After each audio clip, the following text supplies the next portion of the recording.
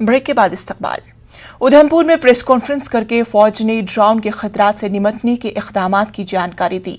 दंसल में recruit training camp के parade ground में लेफ्टिनेंट जनरल M.K. दास, SM, VSM कमांडेंट OTA चिनाई और जम्मू कश्मीर लाइट इन्फेंट्री के कर्नल ने मीडिया से बातचीत की। उन्होंने बताया कि आर्मी चीफ ड्रोन से दरपेश चैलेंज को लेकर काफी संजीदा है, चिलाई के लिए तरबियत पा रहे हैं। जवानों को भी साइंस और टेक्नोलॉजी से वाकिफ कराया जा रहा है ताकि वो साइबर सिक्योरिटी के नई चैलेंजों से भी निपट सके। मैं याद दिलाना चाहूँगा आर्मी डे, इस साल का आर्मी डे जो कि 15 जनवरी 2021 को हुआ था दिल्ली में। वहाँ पर ड्रोन से हमला करने की एक तरतीब जो उनके सम्मुख पेश की गई थी।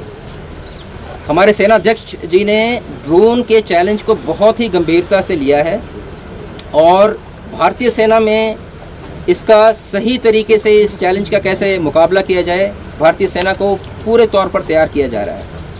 मैं सिर्फ इतना कहना चाहूँगा कि इस चैलेंज के लिए भी भारतीय सेना और जैकलाई रेजिमेंट पूरी तरह से तैयार है।